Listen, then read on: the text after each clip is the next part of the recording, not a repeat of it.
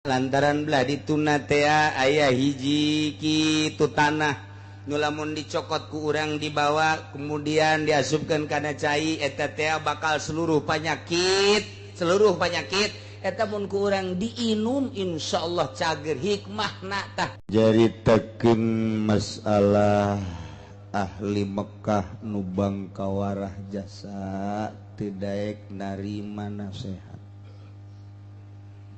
tidak nurut manut ka Kangjeng, tidak iman ka Kangjeng, tidak percaya ka Al-Quran sebagai mukjizat, tidak percaya bahwa pangeran teh Allah subhanahu sangat bangkawarah orang Mekah. Di Mekah geus arasup Islam, bangkawarahna pindah ke Jakarta. Jadi du bangkawarah di Jakarta. Orang Jakarta jan teu aing mah pindah ka Citra. Jadi di Citra ku ari nu Bangkawarah. Di Citra mah jadu teh mah umum orang mana? Macam-macam. Ranci Soka, Balaraja. Nu eueuh teh nu ti Loka Citra ngan urang Pasar Kemis doang. Sebab nu bogana urang Pasar Kemis. Teu bareres insyaallah. Dari unggal perumahan jadi kos sekarang perzinahan permabukan Gusti Allah Akbar geus teu kuatin bangsa Indonesia ningali lalakon karamean dunia aju ngarasula maling motor unggal poe terjadi mobil kuari Masya Allah geus terus-terusan. Naon teh sababna moal bisa dinasehatan lantaran awalna teu dibesikan ku besik agama. Teu ngaji tauhidnya na. Neuleuh motor bagus ngarasula, mobil bagus ngarasula. Aya nu ngaraji mapan atuh geus diatur ku Allah, atuh geus boga bagianana lah jahirup moal kebel ieu. Sungutna mah kitu hatena mah bagus. Nganderes we keluar dah ngeunaheun ka urang ngomong-ngomong ngelanan ngeunaheun anajan aya hatena teu pagon bae kos jelema neuleuh awewe geulis lah lu sok dideuleukeun bae kos kitu mah di imah bae padahal hatena mah teu tetep bae ja geulis ieu beda cegah jeung nu di imah mah ya mulus amat nu di imah na mah cedakna loba jasa Pak. Terus ceritakeun cedak pan geus teu kuat Pak. Paling ge nyana atuh neureuy cidu we lah nasib aing we. Dibebejokeun ke bae lah di sorga, ke bae di sorga bidadari geus nungguan. Eta paling bebejokeun kitu, jauh ka sorga nyon teu pandai. Iyalah kafir-kafir Mekah, bangsa-bangsa Arab saat eta buang kawarah luar biasa. Dilelesan ku dilelesanana ku Kangjeng Nabi. Rada dikerasan saeutik, wah nyiksa. Teu percaya penuh ka Kangjeng Nabi bahwa Kangjeng diangkat sebagai Rasulullah. Teu percayaeun ka Al-Qur'an bahwa Al-Qur'an teh mukjizat. Teu percayaeun ka Gusti Allah bahwa Gusti Allah teh pangeran nu nyieun langit jeung bumi nyana tetep bae nyembah da ka manat ka Lata ka Uzza patung nu dijieun kunyana disembah eta bae nya nama terus bae Kangjeng terus bae dakwahna terus bae Kangjeng dakwah lantaran nyala besi kalengitan dunia besi kalengitan tahta besi kalengiteun kitu kamulyaan embung jasa iman ka Kangjeng Nabi Muhammad sallallahu alaihi wasallam tak ieu harta teh ngahalangan kamulyaan teh ngahalangan tahta teh ngahalangan mantep coba ge nu hebat makan jelema teh dibere sugih jeung susah akur bae tetep bae ibadah ka Gusti Allah tawadu eta hebat. Keur susah nyana tawadu ka Gusti Allah keur sugih ge dibere sugih tawadu baheula kerjan jadi pejabat jana tawadu ka Gusti Allah kuari barang jadi pejabat tetep tawadu ka Gusti Allah tak istiqomah tah eta nu hebat mah nu kos kitu teh baheula kerjan maju dagang nyana istiqomah ibadah ka Gusti Allah tawadu kuari barang maju dagang tetep tawadu ka Gusti Allah ieu anu hese ge kos kitu urang mah beda kamari jadi rakyat barang diangkat da jadi RT beda tolak cangkeng nang geus rada ngaluhuran ti cangkeng ka dieu ka susu diangkat jadi jaro di dieu dikelek barang jadi lurah atuh di pundak kuari barang jadi bupati atuh acung-acungan geus teu geus eueuh tempat geus teu bisa tolak cangkeng masyaallah nah ieu kamari mah keur jadi santri tawadu luar biasa barang jadi ustad tawadu keneh barang jadi kiai geus teu wauh jeung masyarakat komo kuari babarengan bae jeung lurah mawa SPPT ayo kiai geus lain mawa takrib deui kuari mah geus lain mawa sapinah geus mawa map ganti kuari mah babarengan jeung bupati teh satu kebanggaan wah wa yabtulu kiai uhu intaha anggeus ka kiaian masyaallah asa jasa berubah nu mantak percayaan Gusti Allah ka eta kiai lantaran berubah niatna batal begitu balik di pondok nyana dibantuan ku masyarakat nyeun pondok nyeun majelis niat lempeng keneh ngaraji masyarakat kadinya alhamdulillah santri aya 30 40 mah anugerah ti Gusti Allah luar biasa ulah neuleuh loba jeung saeutikna tapi neuleuh bisa isolul khair ilal ghair nyampekeun kahadean ka batur mangpaat ngaranna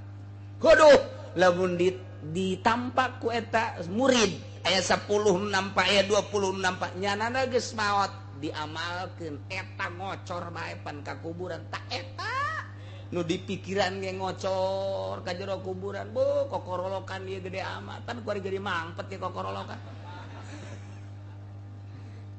mulus keneh 5-10 tahun mulus kiai teh bagus kuari datang Partai Golkar Assalamualaikum salam damang kiai alhamdulillah pondok bangun rombeng ieu kiai cek adalah teu sakiayana bae ji kula mah rada mangmikirankeun ja kemajuan agama teh kapan lamun pondok jore ngeunaheun jasa tah kana ceuli masyaallah asa digerean we tah nikmat jasa masyaallah atuh deuk kumaha majuna pondok kos kieu ke kula lah pokona mah dicepangieunkeun proposal lah kieu mah nu penting mah tanda tangan bae geus teu kudu hese kiai ulah henteu ieu mah demi kemajuan agama bae ulah hese-hese diajukeun ku kuda 100 ke paling nu katampana 60 masalah kan geus kitu bae dica bodoh atuh kos kitu mah cekul mah teu hayang heuh masalah cek nangis itu bawa kendaraan di mah kendaraan geja kos gitu ganti kayak kukula dipanggilkan meo araramis jasa masyaallah anak gacona yang sekupi tenang sekupi wong aduh dibangunkeun pondok bere mio bere sekupi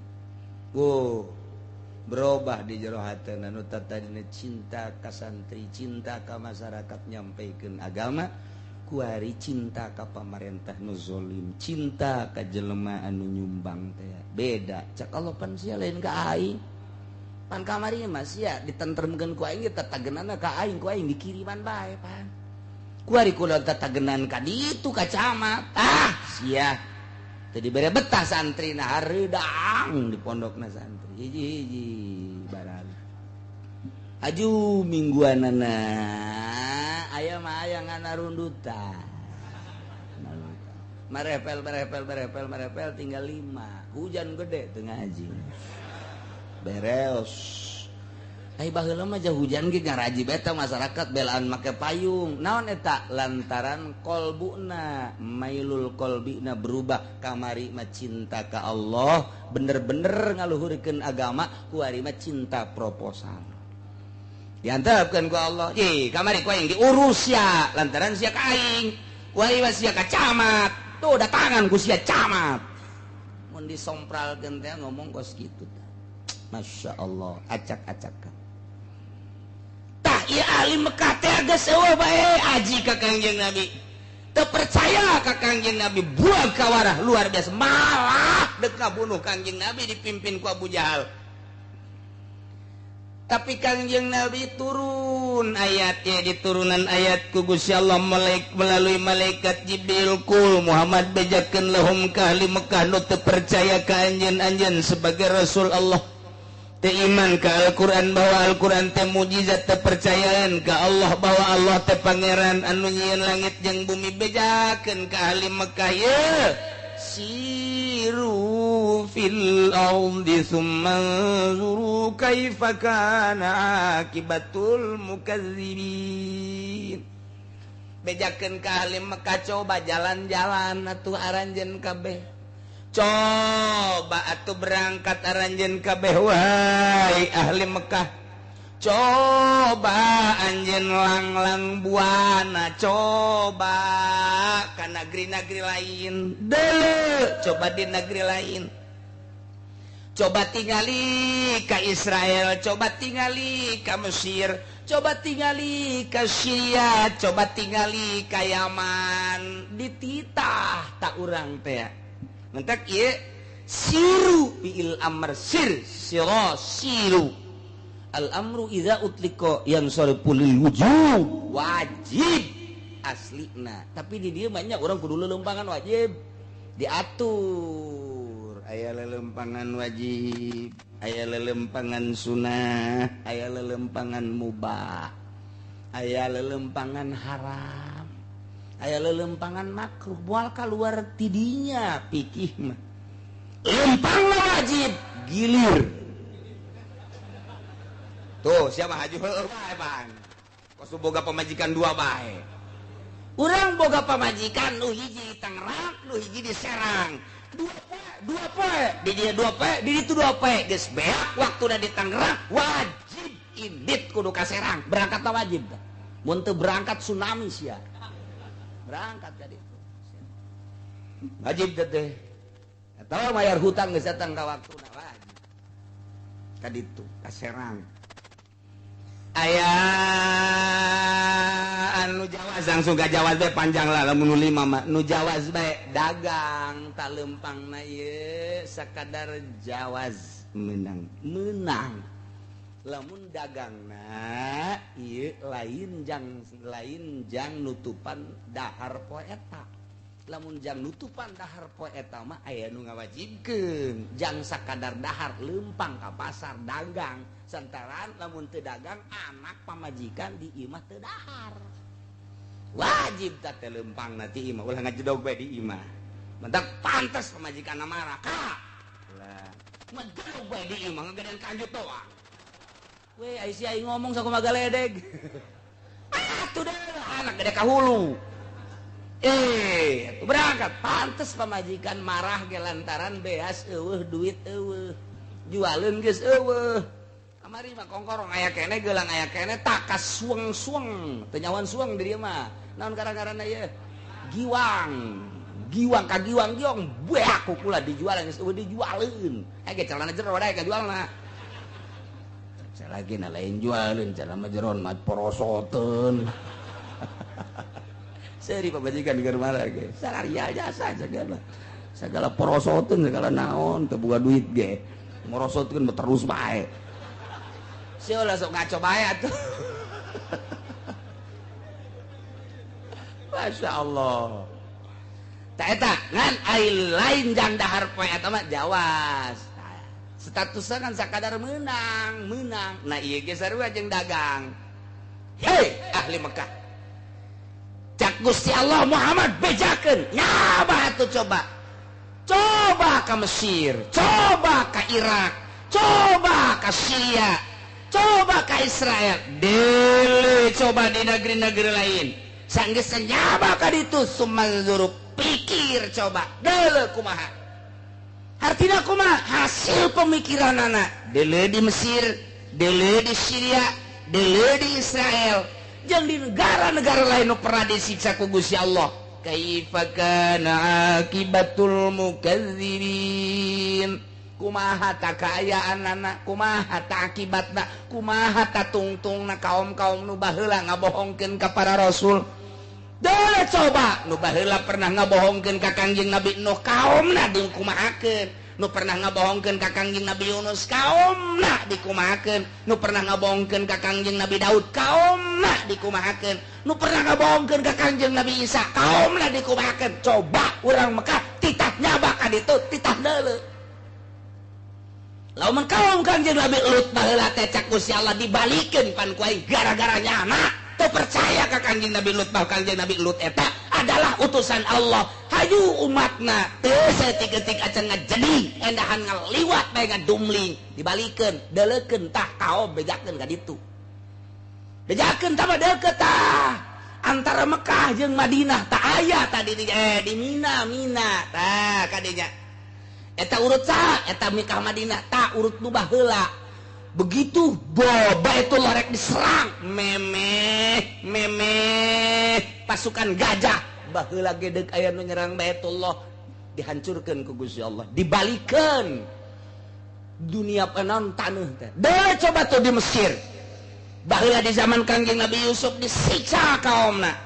Deuleu coba titah berangkat ka ditu. Ayo. Bejakeun dibejakeun ku Kangjeng Nabi. Wahai ahli Mekah, coba tingali ka negeri-negeri lain, menjelajah atuh jang modal aya. Coba geus datang ka ditu kumaha kaayaan kaum-kaum nu baraheula nu ngabohongkeun ka Kangjeng Nabi, ngabohongkeun ka rasul-rasulna. Pan eta teh min hilakihim bil azabi, dirusak disiksa. Nu dikerem bae aya, nu dihujanan bae aya, nu dianginan bae aya ku Gusti Allah. Nah iyalah lihat tabiru supaya ahli Mekah nyieun contoh, nyieun ibarat teh. Urang ge kuari teh meunang lempang coba aing ka Yordan ye ningali Ashabul Kahfi di Guha Yordan. Di ditu teh kapan aya laut putih, tidinya aya larangan masuk kadinya lantaran belah dituna teh aya hiji kitu tanah nu lamun dicokot ku urang dibawa kemudian diasupkeun kana cai eta teh bakal seluruh penyakit eta mun ku urang diinum insyaallah cager. Hikmahna tah dilarang ku pemerintahan Yordan. Teu meunang tah mah didinya mah sebab aya dina hadisna dijaga ketat. Atuh urang mah di tembok-tembokna neuleuh. Nah kunaon gitu lantaran etalah pernah disinggahi ku Kangjeng Nabi Musa alaihi salam, pernah ditincak ku malaikat Jibril alaihi salam. Lamun dina Quran diteliti faqabadtu qabdatan min asarir rasul min asari hafiri farasir rasul. Lantaran Kangjeng malaikat Jibril teh naik kuda, begitu naik kuda kitu kadeuleu unggal lain naik kuda malaikat Jibril ngarupa kuda unggal nincak jadi jara di tina taneuh kumaha bae jara di kitu jukut dan lain sebagainya. Berarti aya maul hayatan. Etalah pernah singgah didinya malaikat Jibril teh tatek diamankeun ku ari urang neuleuh bisa neuleuh pagerna doang. Belah dituna aya Guha Ashabul Kahfi nu aya dina Al-Qur'anul Karim. Di jerona masih kene ngagaloler tata jelema muksal minatam liqo saribunus martunus zinwanus terus kapsatat. Nah eta paliastatinus kitmir. Nah eta 8 eta araya kabeh di jero. Buukna konon kuari mun kuari dibuka ye dideuleu eta buukna geus 3 kali lipat panjangna ti jelemana. Lamun jelemana aya sameter 70 eta buukna geus 3 kali sameter 70. Atuh tah mah lamun urang neuleuh kitu paeh urang ge. Pajar kuntilanak eta mah. Rawiganana. Kukuna geus paranjang jasa sebab teu paeh nyanana hirup. Sedangkan di zaman Raja Dikyanus baheula teh wah sabara abad meureun ka dieu. Wah etalah kukuna geus pararanjang bulu matana ge panjang. Ieulah nu bakal jadi tentara Kangjeng Nabi Isa alaihi salam di akhir zaman engke bakal aya Mahdi. setelah eta bakal aya Dajjal, setelah eta bakal aya Kangjeng Nabi Isa, dibantulah engke ku Ashabul Kahfi. Tadi Yordan, coba orang jalan-jalan ka ditu ka Yordan, ziarah ka Ashabul Kahfi. Jarah ka ditu murah, ongkosna ge lah, tamah paling asa hektar. Moal murah ka Yordan. Coba jalan-jalan ke Mesir, di dinya aya museum Firaun. Hulu nage aya awakna aya di museumkeun Firaun teh kapan dibalsem ti zaman baheula. Na ieu lah aya di museum dirinya Firaun, sosok Firaun teh kos kitu, matana kos kitu, ceulina kos kitu dan lain sebagainya. Jalan-jalan ka Misra, amis di jero. Tuh dirinya. Jalan-jalanlah ka Israel, bangkawarahna Yahudi Israel. Urang dina Al-Quran ya Bani Israil ya Bani Israil ya Bani Israil aya sabaraha Bani Israil teh dijelaskeun Yahudi Israel. Neuleuh urang ka karakter Yahudi coba. Neuleuh coba. Kaditu ka Cina baheula teh Kangjeng Nabi ka Jepang, Kangjeng Nabi Nuh konon nyana teh dikerem teh di Jepang. Deuleuh coba ka Turki terus neuleuhan umat-umat nu baheula disiksa ku Gusti Allah. Kemudian kitu Kangjeng Nabi Yunus alaihi salam tah eta umatna baheula disiksa Kangjeng Nabi Hud itu dimake angin. Deuleuh coba ka ditu tah jang naon eta jang itibar meureun cek ahli Mekah aing ge sarombongan aing sagolongan aing meureun mun bangkawarah bae teu iman ka Rasul pasti disiksa tah supaya kos kitu. Mun ngomong urang nama, sia ulah kos kitu, nu geus-geus kieu teh cilaka, tah eta bahasa urang tah. Ulah sok kos karenya, cilaka sia, nu geus kieu cara cilaka. Ulah sok ka Gantarawang. Cilaka sia. Ulah, sebab urang Gantarawang geus ka dieu kuari. Ulah teh cilaka, teh bahasa urang da kos kitu. Siru fil ardi, masyaallah. Jang itibar. Supaya orang ulah nurutan kaum nu baheula nu disiksa ku Gusti Allah Subhanahu wa taala. Etalah irsyad. Merenya ho ngajelaskeun tentang sifat uluhiyah Gusti Allah. Bahwa Gusti Allah teh sifat pangeran anu nyiksa ketika umatna teu percayaeun ka Allah, teu percayaeun ka Rasulna. Disiksa ku Gusti Allah. Jadi ayat ieu secara dimni ngajelaskeun katauhidan, nauhidkeun ka Gusti Allah secara dimni. Liman ma fis samawati wal ardh. Kul ucapkan ku anjeun Muhammad kalimat eta boga saha ma fis samawati wal ardh. Langit katut esina bumi katut esina bejakeun eta teh milik saha kitu? Dijawab kul lillah. Lamun nyana teh daekeun ngajawab bejakeun eta teh milik Allah. Langit nangieun aing kitu Allah ngaranna. Saeusi langit malaikat nangieun Allah bejakeun.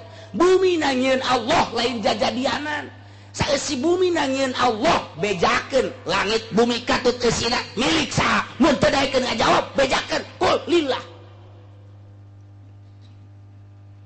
Kataba ala nafsihi rahmah.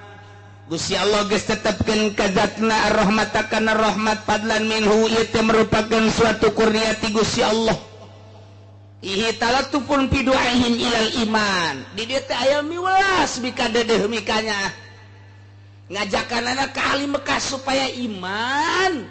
Kieu Muhammad bejakeun ka ahli-ahli Mekah. Allah teh dedeuheun jeung nyaheun. Diantap ku Gusti Allah ka buang kawarahan ahli Mekah teh ku dedeuhna Gusti Allah. Umat nu baheula mah asal teu percaya ka Rasulna sebagai Rasul Allah siksa. Ieu mah henteu bejakeun Allah teh kataba ala nafsihi rahmah. Nyatat Gusti Allah, netepkeun Gusti Allah ka dirina, ka zatna rahmat. Henteu gegeran kitu ahli Mekah mah disiksa.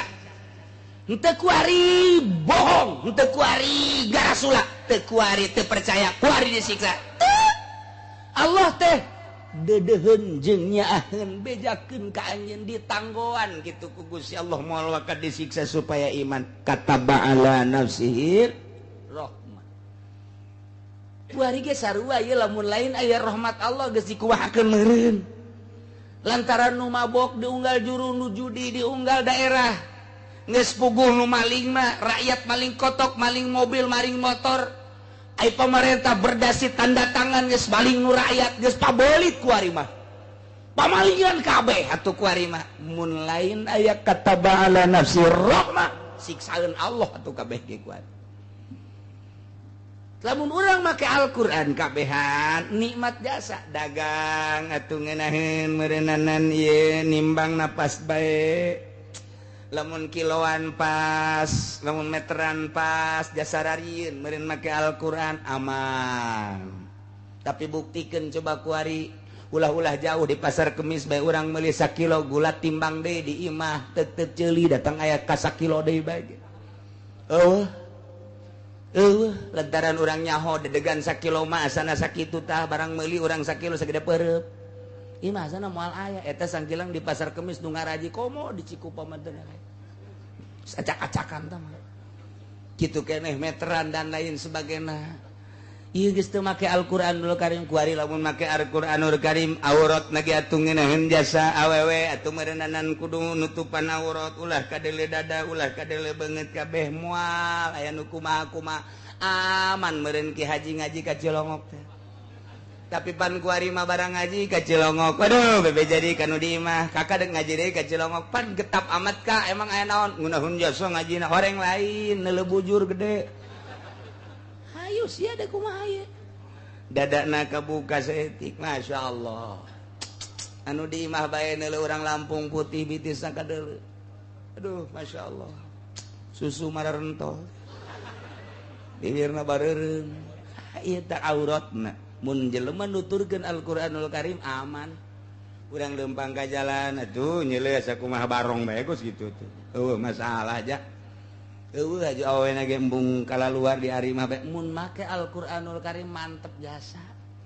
Aman ya Allah ya Rabbi moal aya bahasa pornografi, moal aya fotografi, moal aya teh pornografi geus kabehan make Al-Qur'anul Karim nikmat luar biasa. Akibat teu make Al-Qur'an kieulah kaayaan bangsa jeung nagara. Kitu keneh atuh ayeuna mah di pabrik, kitu keneh di instansi mun marake Al-Qur'an aman moal aya huru-hara. Akibat teu make Al-Qur'anul Karim kos kieulah keberadaanna kabeh nyaritakeun kacau balau, kabeh nyaritakeun rusak, kabeh nyaritakeun teu aman. Atuh berarti siksaeun Allah. Ngan untung bae Allah kataba ala nafsihi rahmah. Allah nyieun rahmat 100 diturunkan hiji ka dunia nu 99 ditunda jang engke jaga di yaumul kiamah hiji rahmat bae oge ceuk Sulaiman ieu prawina hiji rahmat bae ge ieu bisa adi jeung kakak dede bisa pamajikan jeung salakinya bapa jeung anak bisa luar biasa ridona kitu keneh jeung babaturan jeung tatangga mau ge teu daekeun ngadahar anakna ieu rahmat hiji bae ge diperbutkeun ku kabehan karasa ku urang kabehan komo engke meureun 99 deui engke dipending jaga di mahsyar asana bangsa non gitu ngaranna kasalahan sautak saeutik mah alah geus cek Allah sorga 99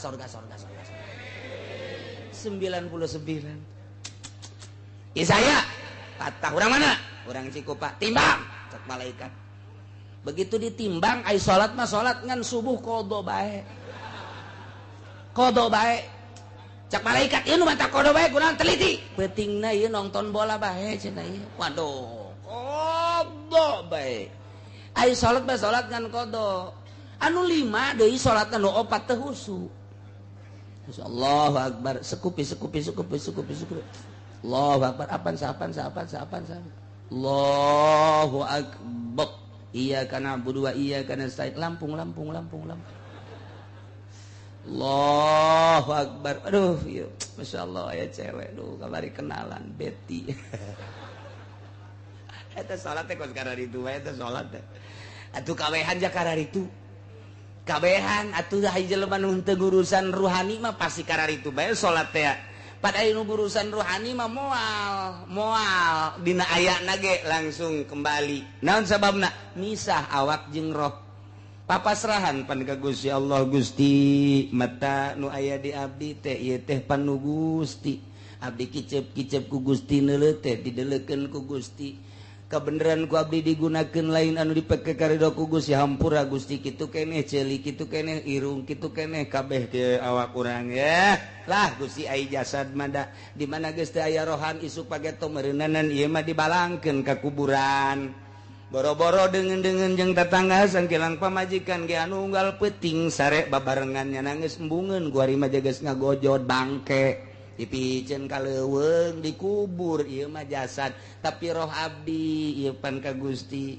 Nah ieu roh abdi teh pan nu Gusti asal lagi ti Gusti kuari ge diatur ku Gusti dek dikagustikeun bae nu mantak abdi teh dek nurut bae ka Gusti kumaha parentah Gusti. Tah lamun geus kos kitu coplok roh jeung awak geus bisa hihiberan nalika salat ge roh mah hiber ka sekupi. Allah eta mah nafsu ngaranna. Tah lamun geus bisa kos kitu tah naon eta parabotna? Hiji ulah resep dunia, ulah resep bahasana ge. Tinggalkeun karesep kana dunia, ulah ngudag-ngudag dunia, cirina teu ngudag-ngudag dunia, tanda teu resep kana dunia. Cenah aya di lembur ge teu ngudag-ngudag dunia, bengek tah mah. Lain teu resepeun geus teu daya teu upaya tah mah. Lain deui tah mah kos kitu. Kadua ka makhluk ulah aya di jero hate teh aya makhlukan ulah aya jelemaan di hiji Allah nu katilu nafsu nu kaopatna setan ulah aya geus labur geus lempeng eta takakarak mantep salat Allahu Akbar. Allah nu maha agung kaagungan Allah kabayang nyieun langit nyieun bumi katutusina dadamelan Allah akbar Allah teh kabelah ditu da nyieun sorga nyieun neraka saha nu bisa nyieun sorga nyieun neraka akbar Allah teh.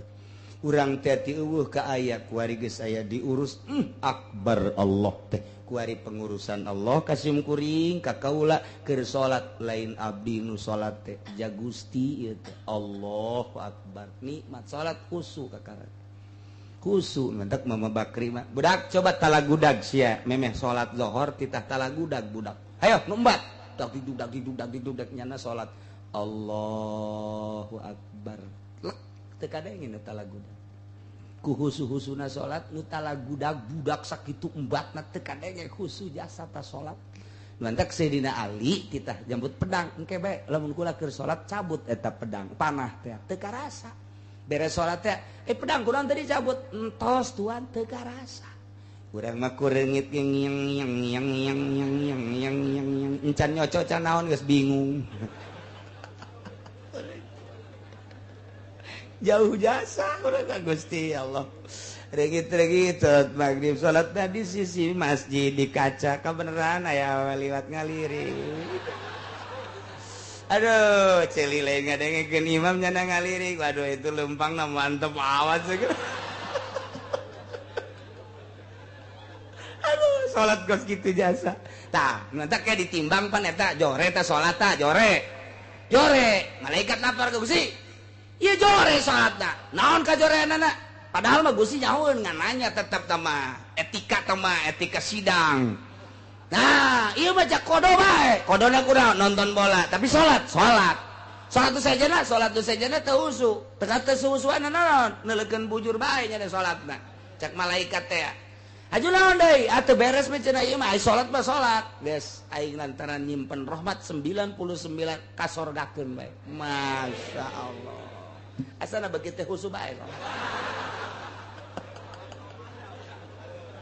asana begitu husu geus lah pokona aing tenang cenah ngaji poe kamari mah geus teu kudu husu ku rahmat Allah mantep jasa ai teh dibejakeun ja emang kos kitu ieu mah matak nu ngeunah dibejakeun ngeunah nu teu ngeunah dibejakeun teu ngeunah. Iya tak cerita kata ba'ala nafsihir Roma Salman nyaritakan seperti eta iya tuh mantak asal daek ngaji sholat sorga ngan dihadap heula moal haju diasupkeun angel. Ngan teu ka neraka doang. Dihareupeun we ditanya ku malaikat, "Euy, boga kunci?" "Encan boga." "Di dinya bae heula." Nyen tenda bae cek malaikat teh. Masyaallah. Na ieu kataba ala nafsihir rahmat. Bejakeun Muhammad. Allah tegas tetepkeun kana rahmat boga 99 kitu. Nu baheula asa buang kawara teu percaya ka rasulna, nentang ka rasulna siksa langsung. Komo lamun nyana menta. Lah ulah sok loba omong. Rasul datangkeun siksa.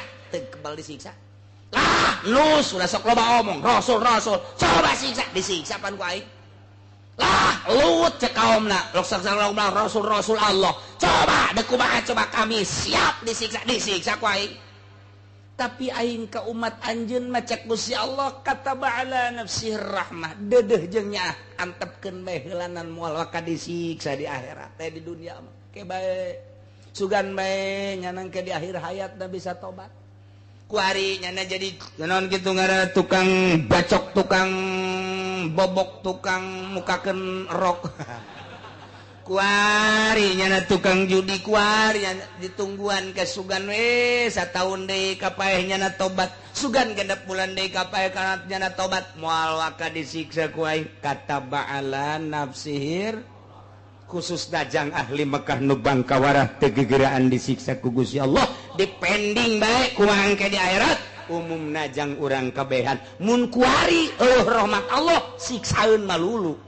Sabaraha puluh nu mabok di Citra, sabaraha puluh nu mabok di Puri, lain Puri ieu. Sabaraha ratus sapetingna nu zina, ngarebu beureun Jakarta, Tangerang, Surabaya, Bandung, nu zararinah, Masya Allah. Ih, muringkak bulu, siksaeun Allah. Anu ngridit sabaraha. Siksaeun Allah teh Masya Allah. Anu ngagunakeun bunga bang siksaeun Allah riba tapi ya Allah ya Rabbi. Tapi aya rahmat Allah teu gegeraan disiksa ulah ngeunah-ngeunah di akhirat engke disiksa. Lain berarti lah aya rahmat Allah ieu tenang wae ngridit ge lain kitu. Salametkeun diri urang saat batur ngridit urang mah henteu, saat batur ngagunakeun bunga bang urang mah henteu. Engke mah engke nu ngaharamkeun bunga bank ge bakal dipersulit. Engke mah anu ngahalangan kana kredit ge dipersulit. Naon? Tekanan Amerika. Ieu teh sistem Yahudi perdagangan, aya Indomaret, aya Alfamart, sistem Yahudi dipaksakeun di urang mengalahkeun rakyat leutik. Geus bae sabodoh rakyat padek dahar deuk teu dahar. Sistem seperti eta. Kredit supaya sistem Yahudi nu aya multi terus dilaksanakan, dipaksakan ku ari kiai bari lu aya keuntungan teu dideuleuh meureun takribna jeung Fathul Muina endaan ka babawacaa. Ih atuh sabodohnya namanyana deuk dipake henteu kajeut urang mah urang bae harap haram bae, bunga bank tiba heula ge harap haram bae, kredit model kuari harap atuh haram bae, deuk nurut deuk teu nurut lain urusan kiai, urusan nyana. Ulah sok ka babaw, oh kiai ngaharamkeun kredit batu cenah tah moal beres lantaran geus kredit kabeh cek cenah teh. Atuh kunaon kos kitu? Atuh deuk saha nu ngaba bener atuh jelema amun kiai geus kos kitu kabehan. Atuh tah mah atuh eueuh kiai eueuh jawahar ka mah akur bae Al Hadin sawa tah mah atuh. Atuh bal beres tah mah. Engke ka dituna ge, woi atuh mah usim ngadu kotok urang ngadu kotok bae yuk atuh kiai engke ngadu kotok. Bandar kotok kuari ge geus dibere ai siet mah ku tukang ngadu kotok. Lumayan cek kiai lah ulah digegereh gendak ngadu kotok ieu emang kunaon kiai sok aya ka dieu samsu bae mah tolol tak kiai. goblok tadi tak kiai. Aduh Masya Allah, tapi emang geus kos kitu kaayana ulah sok lah antepkeun barudak ieu sakeun antepkeun lah teu ganggu ka urang nya na urang henteu kiai paneta mah haram tuh main gap lah biar main gap ngomong lah. Emang kunaon gitu nu ayeuna pan satu deuleu tuh si anu tah eta kunaon itu nya sok nawa ka dieu gula kopi santepkeun bae lah main-main nyana ajo atuh kiai-kiai nu ngadar kopina deui hasil mah itu bareres di akhir zaman Masya Allah padahal mah hurima akhduhu hurima intohuhu mana nu haram naon nu haram dicokot haram dibikeuna atuh kos kitu bae sakali haram atuh haram bae ieu teh barang nang main dicokotna haram istimal teh haram duit mah eta kana istimalna lamun kana duit mah sok anu ngomong kieu isi cek ieu cenah haram-haram jadi mah duit-duit keneh duit nu aya di nyana atuh ieu duit nu aya di arang atuh ieu pan diharamkeun ngaji heula atuh sia tolol atuh akibat teu ngaji kos kitu tah loba nu ngomong kari itu saya duit teh ieu keneh pan ieu teh ku sebab kitu jadi haramkeun nya nyana ge nya kalau duit ieu keneh ngaco tak kiai sia tak kiai nu ngaco goblok aya teu ngaji hararese ngaji heula atuh ulah sok juga hukuman sorangan jadi istimalna deuleu tadi na usul fikihna geus ma hurima akhluhu hurima i'tauhu wa ma hurima talabuhu atuh hurima deui akhluhu nah anu haram di teanganana haram gitu dibikeuna atuh haram di teanganana nyogok haram menta disogok ke haram judi duitna haram dibikeun lagi ka kiai haram sarua bae talamun aya jelema judi mi mere ka kiai aju kiaina narima nyaho aya teh nyaho onam rada dihampura ieu mah teh nyaho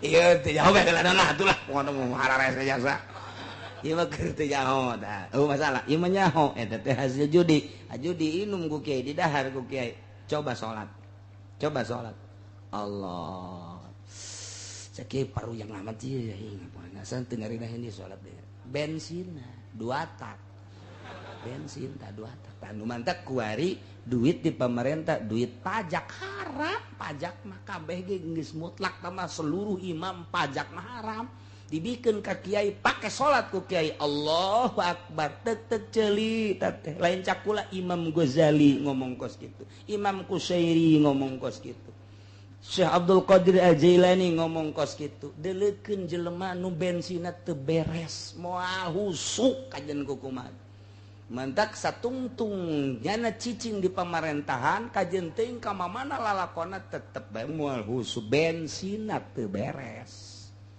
bensin teu beres moal kajen kukumaha bisa disumpah bisa jasa jajal mah husuma lain kos kitu cenah eta tarangna hideung badug-badukeun ku sia kena hideung aing mah teh sieun kunu serem henteu sieun kunu tarangna hideung henteu saeutik ge henteu tambahan hideungan ku sia pekan dia bro teu gimbir naon sabab kadeuleu jasa lain kitu jelema husuma lempang na geus kadeuleu diuk na geus kadeuleu ngomong na geus kadeuleu jelema husuk mah deuleu Gus Dur ulah mah selalu nyele Gus Dur teh lain naon nu kadeuleu ku kabehan ketika diuk tak leungeun di dieu teu robah-robah eta ahli thariqah mah kos kitu tak deul kieu bae cenah aju kikian kotek teh mah gayanya na leungeun coba urang mah pan lamun diuk dia tuh leungeun ka mana bae ka ceuli ka irung atuh leungeun ngopepang artina lamun diuk keur teu ngaji jadi ini mah kieu bae ngobrol kieu ngaji kieu eta teh hese hayang diuk kieu coba saminggu bae bisa kitu mun teu kurus ya teu deleukeun ya udah ku jeung mantap ku ahli thariqah kajian ahli thariqah kajian ku kumaha ge diuk da lain deui atuh boga jurus-jurus tersendiri mentak lamun aya diuk di dieu nganggang bae ieu na. Oh, cimacan berarti. Atuh kanyahoan bae. Masya Allah kataba ala nafsihir rahmah la yajma'annakum ila yaumil qiyamah. Yakin Allah bakal ngumpulkeun ka aya renjeun kabeh ali bekah khusus umumna ka kabehan ila yaumil qiyamah tepikeun ka poe kiamat maksudna engke di poe kiamat kuari mah moal disiksa cek Gusti Allah deudeuh jeung nya aing kena diantepkeun ka aya hiji 2 model kamari di Aceh aya hiji 2 model di Yogyakarta aya hiji 2 Jakarta ka Kerem model hiji 2 eta mah jang itibar nu sejana bae ulah kitu atuh aing teh bakal nyiksa deui sia itu kuari sebenarnya tsunamian gempaeun deui Tasikmalaya baheula Masya Allah gunung Bitu walah luar biasa ambalayahna jelema datang ka dikawin-kawinkeun asal lain udah ngawin bepan kula mah keur di Garut tarita begitu isuk-isuk dek ngaji isi loba lebu naon ieu oh Gunung Galunggung ki isuk teh eueuh panon poe datang ka zohor datang ka asar poek bekos peuting ngaji make lampu terus bae ngaji terus pakai sakurudung samping bae lantaran terus lebu nah isukna rada saeutik wah ternyata geus mayak di cek kiai teh ka santriyu urang ngalayat ka ditu nyeun eta teh nyaon ngaranna nyeun lontong di imahnya lontong atau santri mah tuh milu bae ka kiai geus pokona mah geus lain tsunami bae geus pokona atuh santri ya berangkat ka itu maya krimbil di desa di masjid di balai desa di masjid di kecamatan lain sebagainya sedih eta teh mulai dibawaan ka Jakarta nu boga anak 5 nu parawan 3 dikawinkeun jeung saha bae di Jakarta jeung bos-bos nu bisa nganapakahan terjadilah seperti eta Tasikmalaya. Komo urang da mah teh emang henteu galunggung ya teh nya geus siap bae nangkarak geus siap bae geus terus. Jual murah kawin asal aya. Coba seperti eta. Sampai hati henteu silemu normal. Henteu sampai lantaran ieu dahar hese nu boga anak 7, nu boga anak 5. Eueuh di jalan iwal ti eta. Dibawalah dikawinku di Bandungku di Jakarta terus. Eta teh jang itibar urang mah henteu kudu ka jauh-jauh coba bae nu tadi teh siru fil ardi wahai urang Tangerang coba berangkat ke Gunung Galunggung deuleu tu urut-urutanana cuman dulu deuleu kumaneh kaipakana akibatul mukadzibin kunaon eta make jeung disiksa Gunung Galunggung Bitu horenganan rentenir kelas kakap di dinya teh horenganan judi di Galunggung teh Masya Allah nu mantak di kos kitukeun ku Gusti Allah mun urang karyana urang ningali padang kamari kuari geus teu puguh sabaraha meter ka handap diambleskeun ku Gusti Allah kunaon eta urang padang atuh geus ganyahoan ku urang di padang kos kitu geus lain rahasia deui judi mabok renten geus kitu jataga kuari geus teu puguh di mana na sabaraha geus jadi tulang belulang.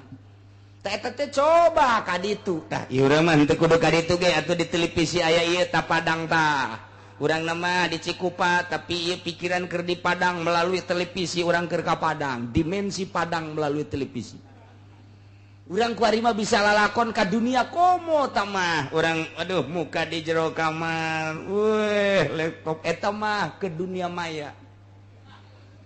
Apang-apangan mimiti neuleu Kanada waduh neuleu Inggris walah neuleu deui ka ditu ka Timur Tengah balik deui kuari ka Jerman balik ka Jepang waduh modusna kapencet taranyang ieu kapencet ieu mah pangahaja dek kumaha Masya Allah lalakon lain ieu mah mantap sing ada beus boga anak di jero kamar bae ulah pajar husu belajar bebeja anak kula alhamdulillah cenah teh kaluar-luar kiai husu jasa geus boga uulinan cenah di jero eta teh keur nyaba ka dunia tolol sia teh keur acak-acakan tah di kamar bae ge geus embung teu dahar teu nginum ge nya geus wah keur di sorga cakeun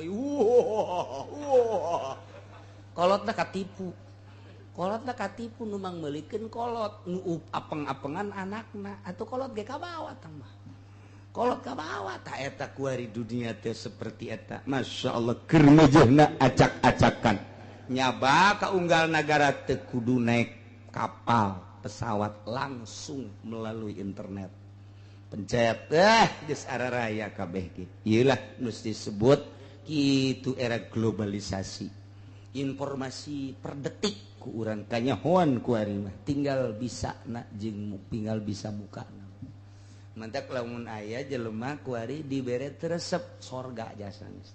Ieu sorga jasa tah. Di alam kuari dibere resepnya kalau kos itu geus. Lah, aya mah kajenting disebut ortodok yang penting mah aing maca Quran bae maca sholawat ka Allah geus lah ibadah ka Allah aman.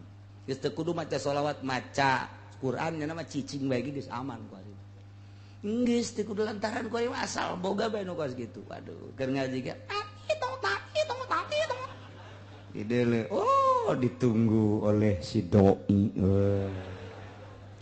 Nu belah dia nanti tok. Jahe.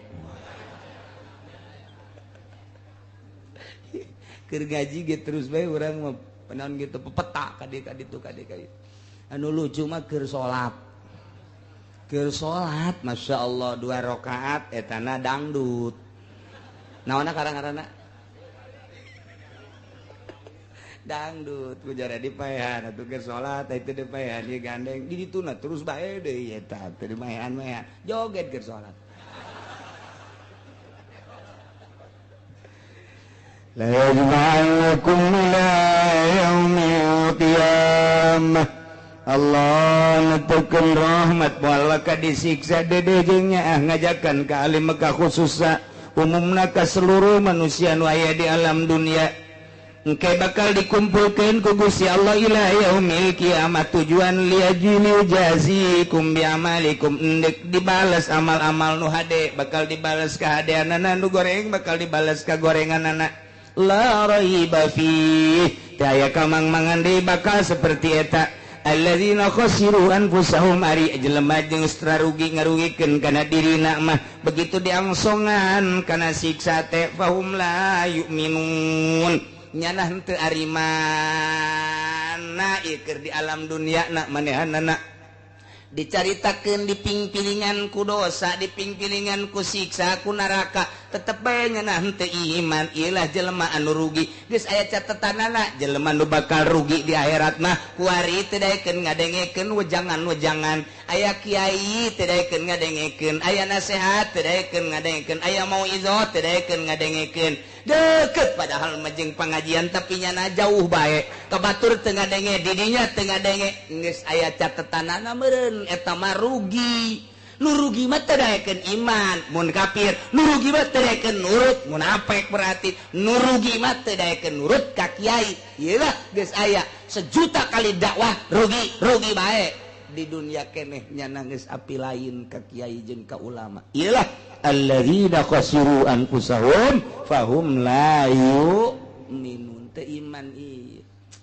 Masyaallah nu mantep kurang mah kuari alhamdulillahirabbil alamin di akhir zaman urang masih sempat keneh ngaji ngadengekeun Al-Qur'anul Karim urang bisa merenung ka Gusti Allah mempertimbangkeun salah jeung bener bisa memperbaiki diri urang kadang hayang hudang ti peuting kadang-kadang hayang tersirat di hati urang salat duha kadang-kadang boga duit hayang sedekah komo nu geus kolot malah harta aing aya ieu aya pembangunan masjid aya pembangunan majlis aya pondok pesantren lah cantang tuku anak mah disedekahan aing bae nang saha ta boga pikiran kitu nang Allah berarti nyana deuk disalametkeun mun urang boga harta loba kemudian teu dae kos kitu berarti moal disalametkeun hisabeun Allah berarti lantaran dunia mah halaluha hisabun wa haramuha iqabun gitu kene tingkah-tingkah urang ucapan-ucapan urang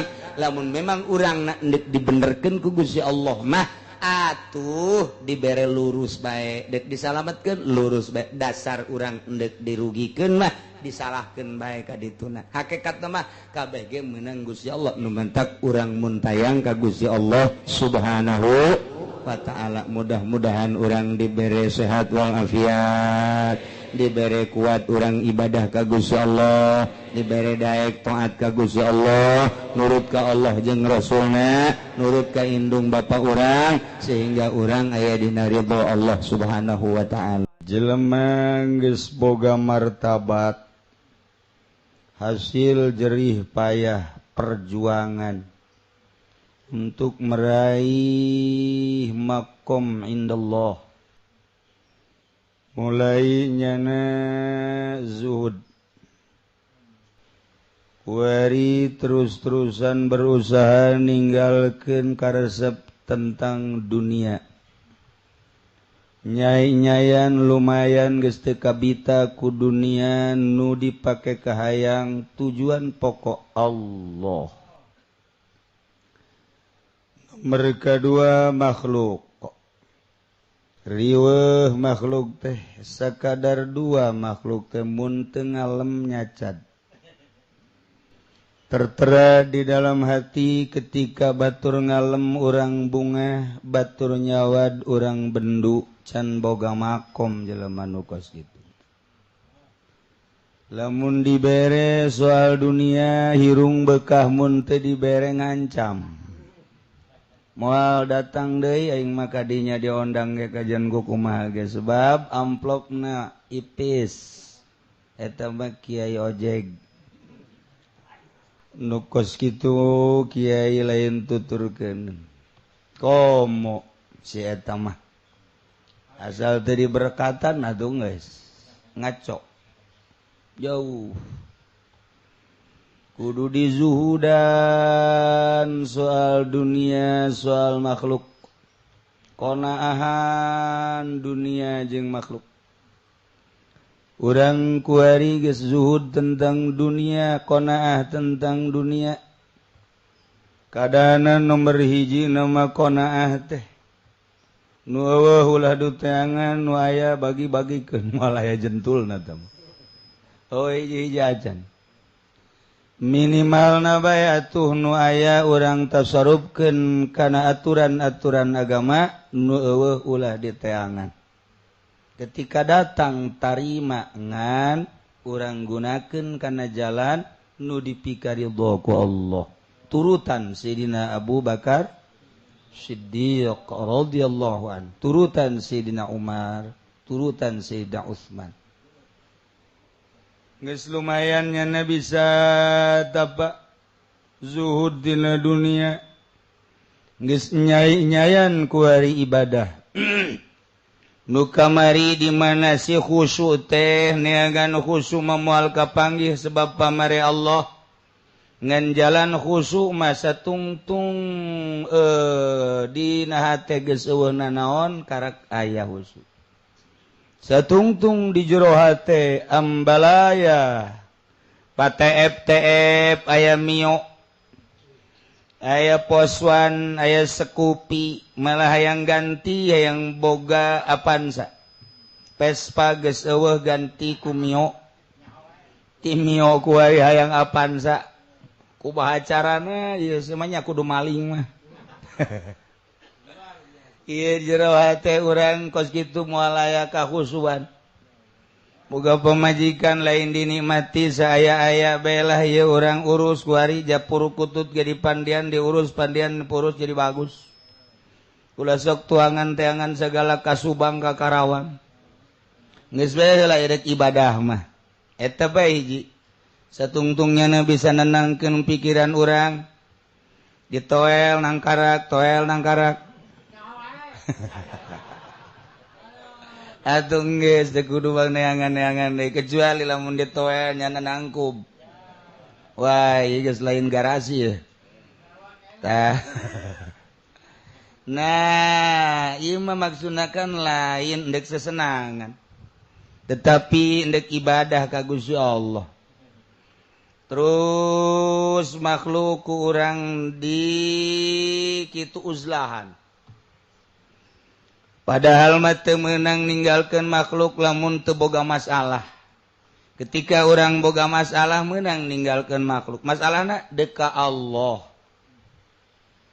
Kuari geus bisa eta, tidinya ge ibadah geus mawaan. Naon sababna si urang ko ieu teu mawaan ibadah teh sangheuk aya naon di jero hate urang. Ketika ku urang dileungitkeun tentang cinta dunia, cinta makhluk, mawaan ke ibadah asal maksudna deuk ka Allah.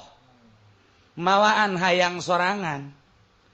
Ku ari ngageser sorangan, embung ku kumpulan jeung jelema ari lain ngaji mah. Embung babarengan jeung jelema ari lain jalan ka Allah mah. Resep biasa urang mun maca sholawat, resep biasa mun zikir. Salat eta dengan sendirina ko nikmat dan encan datang ka puncakna lantaran nafsu masih aya keneh. Ti dieulah urang terus ngopena nafsu ulah nutur-nutum nafsu. Kahiji kadua geus beres, nomor katilu jelema nu geus boga pangkat kemudian bisa morosot deui amruk bitaba'iyati li nafsi wa hawa kusabab nuturkeun nafsu jeung kahayang. Urang lamun teh dididik ku guru moal beres ibadah ku wajen teuing tarang harari deungger cara PKS. Moal bisa. PKS tinggal PKS. Wacana make jubah emang jubah bisa ngahusukeun. Wacana calana rek komprangna ka handap haju naon garang-garang samping ka luhur cara potongan Cianjuran. Emang bisa husuku kitu. Lamun bisa husuku kitu mah meureun urang Cianjur harusu. Buktina jan teu. Biasa-biasa baik. Kita ngalengitkan ria, posisi ria teu nyaho, kita ngalengitkan ujub, posisi ujub teu nyaho. Jalan ngalengitkan ria, ujub, takabur teh geuning henteu diurus atuh moal bisa. Sakadar lisan mah tu gampang bae dulur. Sing ikhlasnya urang ngariung ulah hayang nanaon. Mangga. Balik we nya teu dibere berkat nyana nu ngomong, nyana anu bendu. Tadi mah nya ngomong sing ikhlas be nya urang karena Allahan bae naon ge mah pentatangga. Ulah sok hayang berkat-berkat geus beres. Basa bubar ngariung kabehan dibabagi berkat, Haji Pudoli kalewat. Nyana nu ceramah ngomong jeung babaturanna kasing salah. Mulai kita ngomong gitu. Emang dinya meunang di dieu henteu lah kajian karena Allah bae. Ke mah tujuhna moal hadir lah. Itu penyakit tetap kos gitu. Nah, iya kan hese. Nah, di jalan iwalti kudu make metode untuk usul ilallah thariqah. Adapun thariqah nu terserah dek make thariqah naon ente sarua. Acenah dek Qadiriyah mangga, anak Sabandiyah mangga, anak Tijaniyah hegae, Utsmaniyah mangga, Rifaiyah, Nawawiyah, Rozakiyah. Anyar eta mah bangsa mun asup ka dinya ngopi melulu.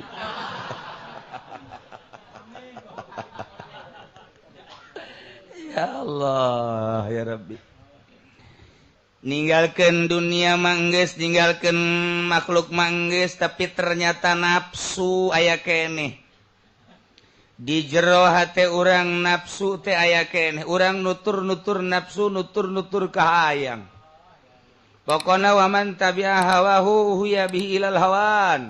Cilaka kajian kumaha. Ke kiai aya nafsu teh emang kumaha. Nafsu mah mun dijabarkeun moal aya tungtungna urang geus sering ti awal ge ngabahas nafsu bae. Ieu mah caritana carita praktek bae. Praktekna nafsu mah lamun aya di awak urang osok demo. Eta nafsu ngaranna. Jinnya nama sok ngarayu. Nafsu eta.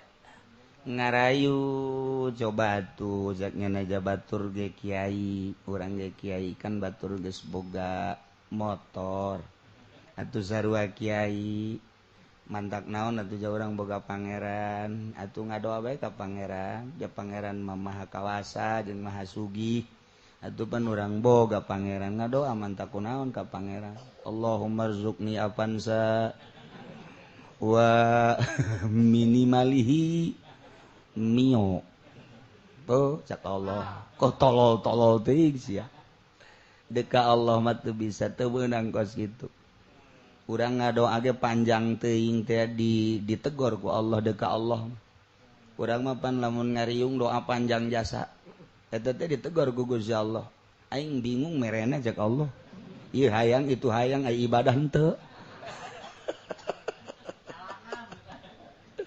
Tapi sih ade aya di bab syariat tuh mangga bae sebab itu ibadah. Tapi kan lamun geus ka thariqah mah ibadah teh diakurkeun jeung qalbu. Ari syariat mah hayo bae. Allahumma inna nas'aluka salamatan fid din wa afiatan fil jasad wa ziyadatan fil ilmi wa ziyadatan fil rizqi wa ziyadatan fil ilmi wa ziyadatan fil terus qabla dan nas'aluka hawin alaina bisakaratil maut an najatan minan al faizal hisab parawat cak Allah teh pepentaan gitu kan kemudian qabla dina Allahumma ya ghani wa agnina ya Allah agnina ya Allah agnina ya bihalalika an haramika Allahumma salim ya Allah min afatid dunya wa azabil akhirah terus bae qabla dina Allahumma rzuqni ya Allah terus cak Allah ambalai amat teh pementa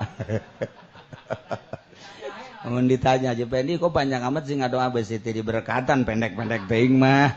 Eta teh aya kos kituan teh kiai teh. Aya di syariat mah masalah geus. Ayo bae satungtung nu talar dibajeng hizib-hizibna. Hizib ge dipake ngariung bloon. Kipu doli tolol. Hizib dipai dipake ngariung. Ambo tambah hizib nasor emang dek perang.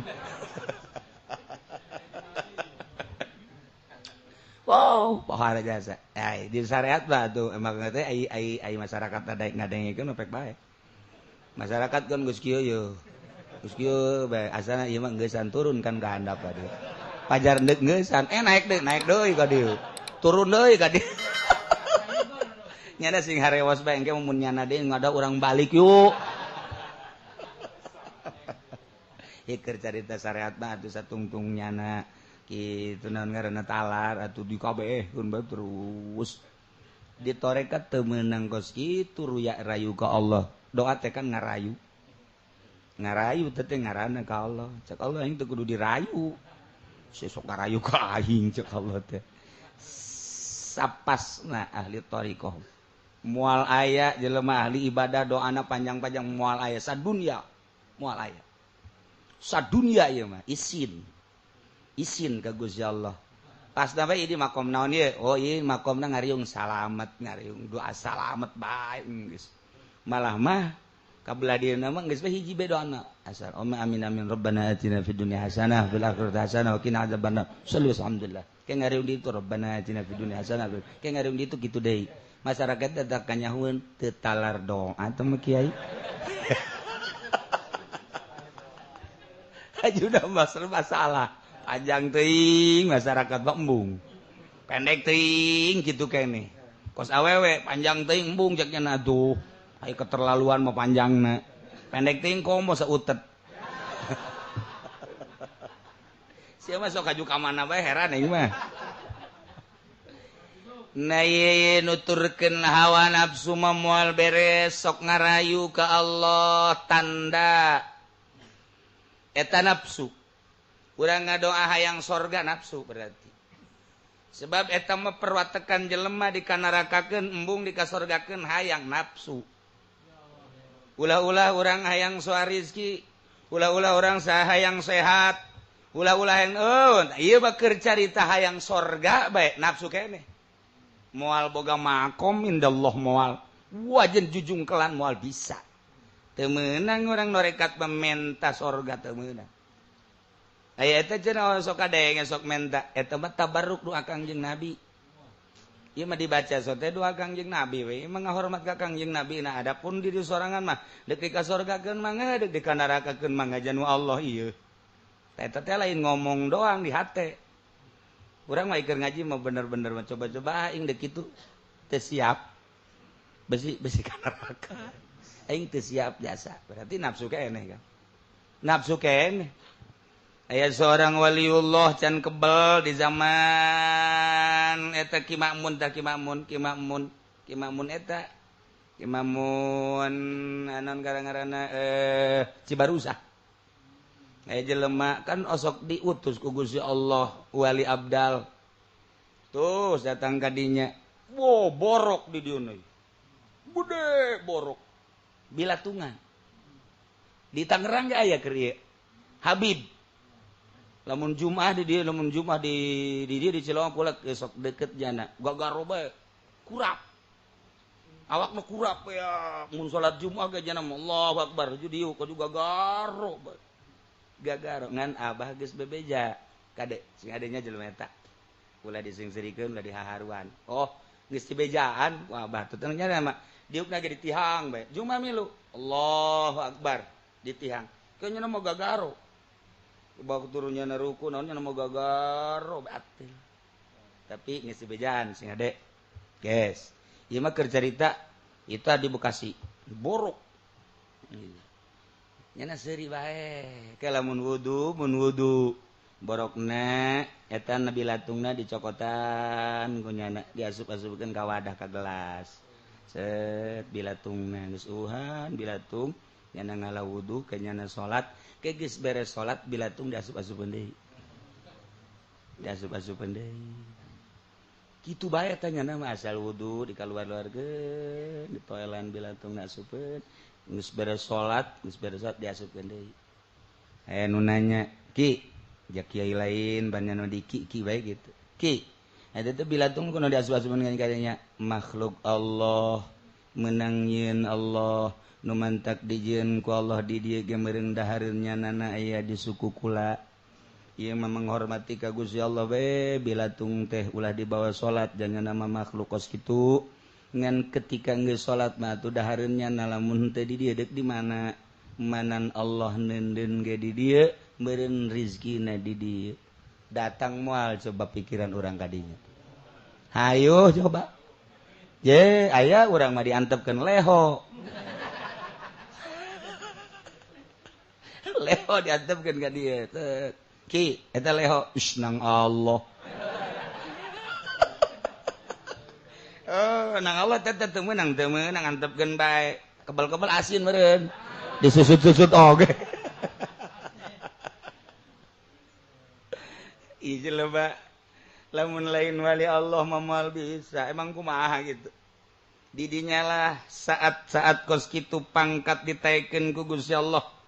Sebab nafsunya na tadi kepar urang mapan nafsu teh hayang sehat bae embung gering ketika dibere gering teh urang mangarasulah ka Allah Gusti kieu-kieu teuing hitung ku sia sehat sia sabaraha taun kakarak gering saminggu bae ge cak Allah geus gusti-gustian ye emang naon nafsu bener ketika nafsu geus eueuh gering mah gering bae tuh janu Allah janu sehat ge we dicokot bae cenah aing dek dicokot ku gering ya tuh mangga teh teuing janu Allah ieu ye dede kumaha ngomong urang keur ngaji bener ente dibere we gering 2 poe aja bae ente cai lah kadukun lah ye bebeja bu cenah kiai geus sabaraha rupa ye mau obat geus kiai geus dukun geus naon geus dokter ieu mah tinggal ka tukang sihir doang cenah nuncan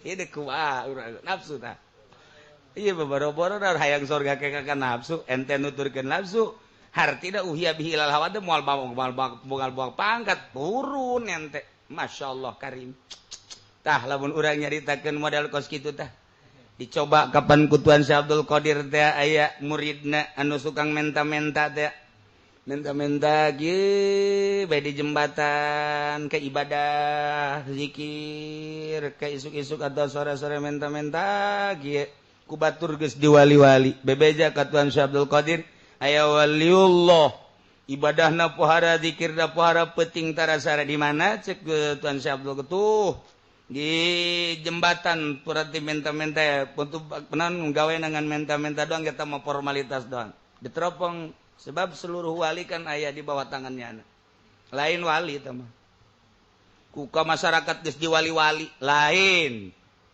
ji jakus hebat jasa segala rupana ge kayak kugula ada dicoba coba ku Tuan Syekh mejennya nyana keur hees batokna dipiceun bleng bae kapirunan udang hees nyana biasa endek operasi action nyana neteangan ku nyana batok aing ka mana ieu batok aing ka mana nanyakeun ka sekitar eta batok aing ka mana bejakeun ku salah saurang tuh batok mah nu micun tuh ka ditu tuh kapirunan saha eta jelema nu micun nanaonan paranti usaha aing bejakeun ka Tuan Syekh tah lamun wali moal neangan batok ketika geus leungit atuh leungit bae nyana endek boga pagawean paling nampa atau neangan deui moal kudu neangan sebab batok eta dunia geus leungit batok bae di teangan kula mah tuh kuda kula kandang nak emas andai kata anu nyokot moal di teangan tuh anjing kula 1000 make kongkorong emas kabeh geus laporan nu di anu bahwa eta emas teh aya nu malingan we sabodo teh urusan dunia ieu mudah-mudahan we nu maling emas kula bisa ibadah ka Gusti Allah sugih Tuan Syekh teh tapi teu ingeteun kana dunia eta jelema susah geus diwali-wali orang lain wali sebab batok hiji bae ge kudu teangan kototang-kototang datang ka teu zikir coba hayu jasa nafsu berarti cinta dunia cinta makhluk nafsu na kadinya jehe emang kumaha gitu urusan jeung Allah nah si Tirebatul Adawiyah ditanya ieu nu mantak boga pangkat jadi kutub kumaha emang lalakon kula baheula terus ibadah ka Gusti Allah teh ku Gusti diantep bae satungtung di jero hate aya duniaan aya makhlukan kula berusaha payah cek Rubiatul Nadawiyah ngaleungitkeun cinta dunia alhamdulillah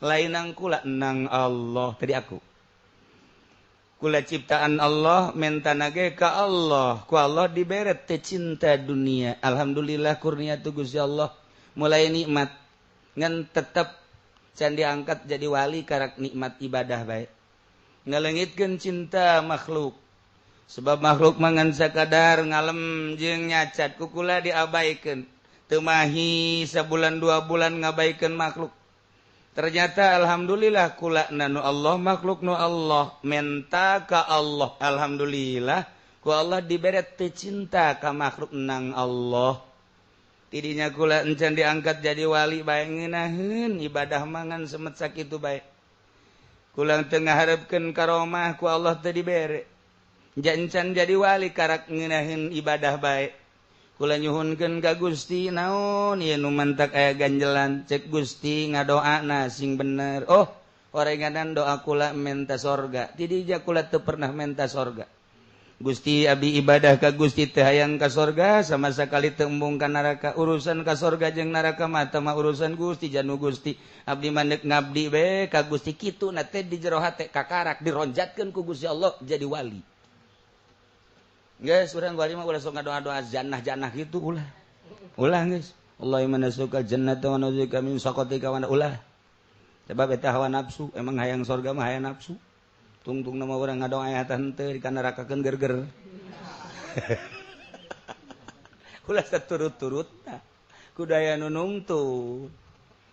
Jelema di zaman Tuan Syekh pengusaha besar. Begitu pengusahana ambruk total menta doa ka kiai anu teu kaharti ka kiai anu teu kaharti ka kiai anu hikmat beureun aya nu ngabejaan sia tuh lamun hayang menyat deui mah tuh ka ditu ka Tuan Syekh di mana tuh di ditu datangnya na ka Tuan Syekh ku Tuan Syekh ditanya naon ieu kula pengusaha ajo kula menta doana ku usaha kula ambruk supaya menyat deui munggah aja tuh ceknya sok kabalinger mama atuh pan dunia ge geus eueuh munggah haji emang munggah haji ka Mekah atuh lain pan munggah haji maka Baitullah atuh Baitullah teh pan lain di Mekah wah Tuhan Syekh teu bener cenah ieu cakatenya sule sok tujak tunjuk jur hati teh sagala teu bener teh kana naon ka Mekah maneh teu boga ongkos atuh lain ka Mekah ka Baitullah itu jadi awak sia ge aya Baitullah mana Baitullah teh eta kolbu teh Baitullah sok datangan teh kolbu perem benta aya eueuh perem kolbu renungkeun ku hate aya kolbu bentak aya kolbuan kan aya di jero kolbu maneh aya duniaan dunia nu leungit araya kabeh mun anu kaya ngembalikeun dunia geus benta tulung kan maneh ka kiai anu bener aju kiai anu teu bisaeun kan henteu atuh kula ge sarua emang kula pangeran atuh lain kula ge manusia teu bisa ngawujudkeun usaha maneh supaya maju deui. Ieu kula mandek menta doana kieu konsepna geus usaha mata mah usaha nu eueuh mata mah geus eueuh perjalanan eta adalah pagawean Allah fa'alul lima yurid kuari mah kieu bae maneh ti eueuh ka aya nang sa nang Allah dihirupan ku sa ku Allah engke di maotan ku Allah eta menang maneh usaha menang sa menang Allah eta maju nang sa menang Allah eta kuari eueuh dunya menang sa menang Allah balikeun hate ka Allah gerage ka Allah gerage deuk nanaon ge ka Allah bae hayang maju penta ka Allah hayang mundur penta ka Allah hayang sehat penta ka Allah nu boga sehat Allah nu boga sugih Allah nu boga harta Allah nu boga maot Allah nu boga hirup Allah penta ka Allah tanpa kudu make tangan-tangan manusia ji cek gana teh atuh teu bisa kula mah kos kitu sasalaman beat geus tadi beat ku tuan saya gas cicing tah dirinya digubung cicing diberenya na zikir la ilaha illallah la ilaha illallah la ilaha sebulan 2 bulan mulai panggil deui kumaha alhamdulillah ternyata horeng dunia mah comberan ih jari hiji ceknya kula mah minta doa bae ka mama supaya ulah resep kana dunia ieu kuari geus resep kana dunia nu kamari kula usaha teh horenganan eta teh kuku cuprakan dina kocomberan mama alhamdulillah wauh jeung mama kula kuari sugih jasa tuh kuari teu boga naon nyebut sugih cak nu ngadengekeun pugumung surut sugih kuari mah teh kula sugih jasa horenganan kula kamari cicing dina kendaraan horeng kocomberan cicing di tanah horeng kocomberan cicing di usaha horeng kocomberan nuku kula di udag-udag goreng kocomberan teh ih Gusti mun kula inget kana ka tukang urusan-urusan kos kitu horenganan hirup di tengah-tengah kocomberan beuh mun cacak-cacak henteu wauh jeung mama meureun kumaha lainang mama pan tadi gatita ka Allah teteh nu ngitukeun. Oh, lamun bebejak haji pendi mah bot tunang saha deui. Bisa kitu teh panang aing. Atuh mah berkat sia ka aing. Bersyukur mun aing ngejebur sia. Eta pan kieu blon teh mah kos kitu. Hei, sia keur ieu kan masantren di aing. Tina teu bisa amil jadi bisa, tina teu bisa jurumiyah jadi bisa, kuari sia jadi jelema jadi kiai. Kunaon tilok nyaba ka aing atuh wayahna bagi 2 totolol teh kiai kita bagi 2 kudu inget ka Purwadak si sia ti bodoh ka pinter teh kapanang aing eta kiai jahanam temen kos kiai teu beres teh kiai kuari mah nu mantak sagadaya alumnian kupaya kararumpul imah kiai engke nya nangieunkeun gerakan-gerakan lumayan aya leuwihna tina gerakan eta jeung meuli ban Fortuner kiai tolol kan kiai torikoh moal kos kitu etan bangsa kos kitu teh kiai kocomberan urang teh lamun ngomong kos kitu kadengeun ku nyana marah ieu kan makom wali keur ngaji teh makom wali teh kos kitu sagala menerima siswa baru rimpak pondok pesantren naon ngaranna pondok pesantren naon eta ngaranna pondok pesantren Darul menerima siswa baru jahanam temu kos itu wah nu kos kitu Assalamualaikum Waalaikumsalam da ka mana abdi ieu masantren jadi mah pondok ge kampung pondok beras penis ka ditu tuh aya pondok kiaina aja pendi di ditu bisa dagang karung saya di ditu mah oh ulah ka dieu nu pondok mah tuh ka ditu di dieu mah henteu teh lah sapira dieu ngajina ge laletik teu endek ge diulah-ulah ieu mah lain bejaan masyarakat supaya marondok ka dinya supaya jara di jelema orang nyanana ge teu lain jadi jelema ieu jurig ulah aya teh tuan Syekh mah dikitukeun ge beuh mama cacak-cacak abdi lamun teu kapanggih jeung tuan meureun lain dicarekan ulah ka mama ka Allah mbak teh ieu teh neuk nungtun di ka Allah kan ulah kudu ka mama kabeh nang Allah. Nah, kuari mah geus kapanggih dengan cepat nyana lantaran cerdas. Kuari teh geus aya dina ngeunah rarasaannya na dunia teh hina, dunia teh kocomberan ngan encan diangkat-angkat jadi wali. Kunaon? Sebab nyana menikmati kana kangeunahan eta nafsu ngaranna. Ieu keur carita nafsu, urang mun ngabahas nafsu ti mimiti mah geus panjang teuing. Ieu mah keur carita jelema-jelema nu ibadah dibere kangeunahan nyana menikmati kangeunahan eta teh nafsu. Oh, jagjana teh atuh kudu kumaha ieu? Henteu kudu kumaha pice dan bae nafsuna. Engke bakal dicoba. Ketika orang ndek nyoba micenan dunia bakal dicoba ku Allah didatang-datangkeun sanggeusna didatangkeun loba nu menta, sanggeusna loba nu menta engke loba nu leungit ndek kumaha sia.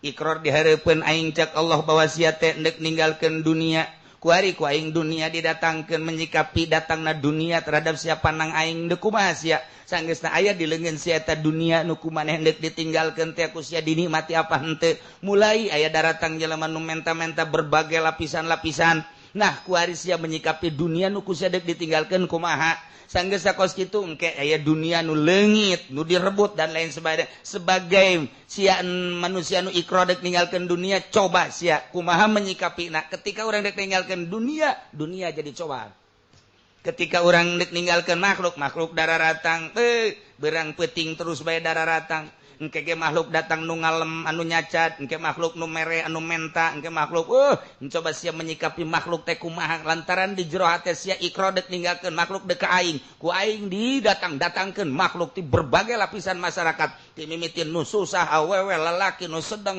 pejabat kabeh datang sia menyikapi makhluk kumaha bener henteu sia dek ninggalkeun makhluk na dek ka aing ketika dek ninggalkeun nafsu dararatang menikmati henteu sia kana kaindahan jeung kangeunahan model tadi tah jelema dikaluar-luarkeun kitu bilatungna eta kan jadi kangeunahan buat dirina nikmat amat ceukna horeng bilatungan eta kan nafsu mantak diasup-asupkeun deui ka dinya beusi eta teh termasuk nafsu asup-asupkeun deui ka dinya antepkeun kumaha Allah bae paeh nang Allah hirup nang Allah ngomong mah keur ngaji bener ditajong bae mana ieu fa'alul lima yurid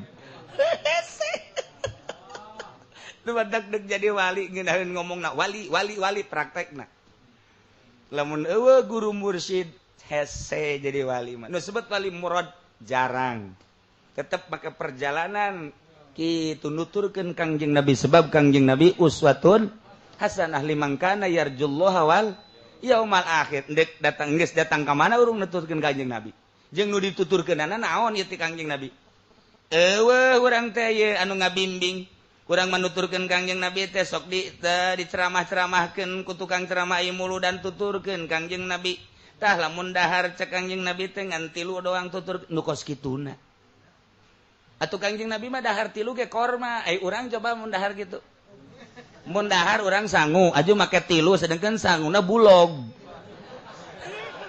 asana ti isuk Habib Rozak eureun-eureun magrib dahar ji atuh nu kos kitu mah eta mah urusanana teh urusan lasapira.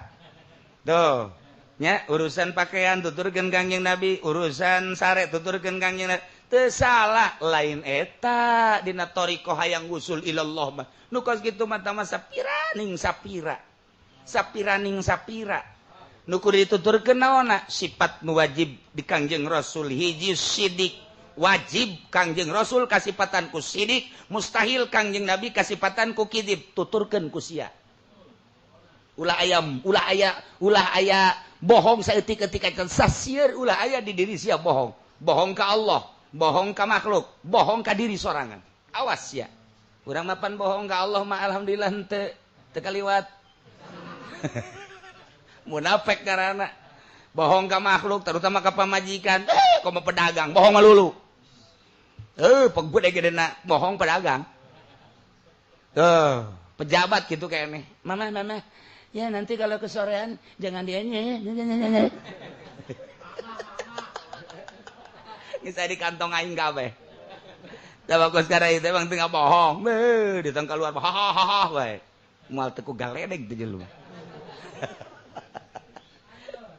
nggak bohong ka pamajikan nggak bohong ka anak teu meunang nggak bohong ka tetangga nggak bohong tah hiji tuturkeun ente hayang boga makom Kangjeng Rasul boga makom teh kawajiban ku sidik jelema moal aya nu dibere makom keur di luhur kasur moal aya ja Kangjeng Nabi ge 3 taun teh uzlah ka luhur teh emang kumaha gitu lalawara nalika geus teu berasaan boga nanaon sabaraha atuh kabeh ge nu diangkat teh keur meujana masyarakat kabeh ge atuh Kangjeng Nabi Ibrahim keur di jero seuneu je diangkat dibere kanikmatan wusul ilallah teh kapangijeng Allah teh di jero seuneu kapangijeng Allah teh di jero seuneu sakitu panasna justru kanikmatan jang Kangjeng Nabi Ibrahim mah tara aya jelema diangkat jadi wali di spring bed moal aya jelema diangkat jadi wali di luhur spring bed keur kikieun bae wo diangkat engkau adalah waliku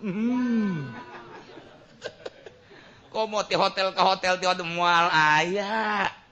moal aya jelema keur dinikmatan dahar di restoran pakaian bagus diangkat jadi wali moal aya ku Allah ge engke teu dimasyakatkeun iyalah ngan beda-beda engke tipeuna dan eta mah rahasia masing-masing. Nah kos gitulah eueuh Kangjeng Nabi Yusuf di jero sumur di penjara eta tah keusul ilallah. Kangjeng Nabi Ibrahim di jero seuneu, Kangjeng Nabi Musa di Gunung Tursina. Wabeh nu keur ngeuneunahan dibere usul ilallah na teh keur meujeuna manteng ka Gusti Allah. Sok geura ti mimiti Kangjeng Nabi Adam, Kangjeng Idris, Kangjeng Nabi Nuh, Kangjeng Nabi Hud terus kabeh usul ilallah na teh saat-saat keur dihina. Kangjeng Nabi Hud diangkat jadi rasul teh keur dihina ku masyarakat, diangkat jadi rasul. Dihina di edan-edan, Hud edan. Habib Rozak edan anyar.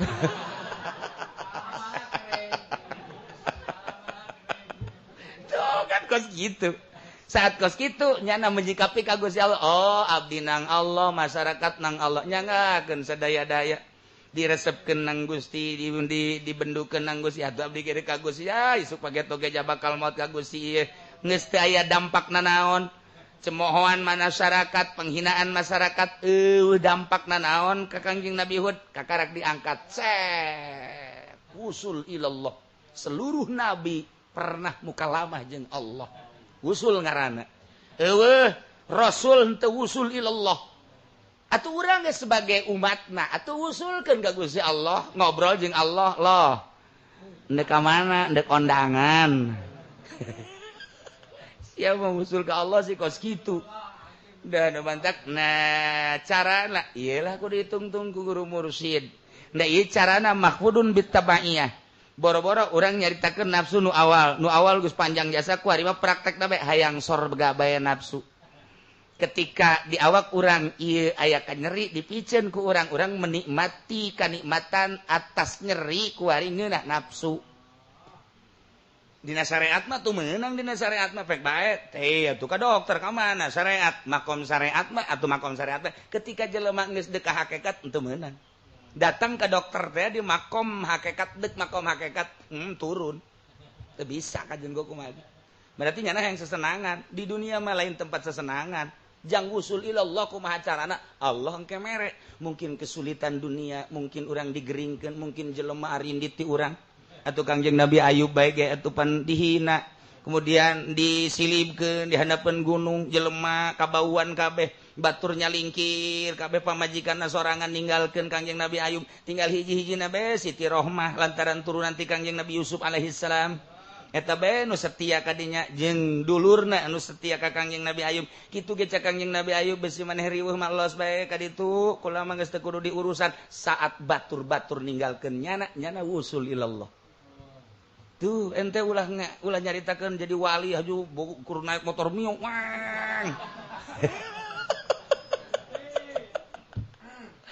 Wah ieu lalakonna tetep bae kudu suluk kajen ku kumaha ge ngan engke beda-beda ieu mah keur carita metode. Aya jelema anu kaduluna hehebatan bae tapi diangkat jadi wali atuh aya tuh tenang bae sih. Kasugan bae ente nu eta atuh. Kama qala syair wallahu a'lam.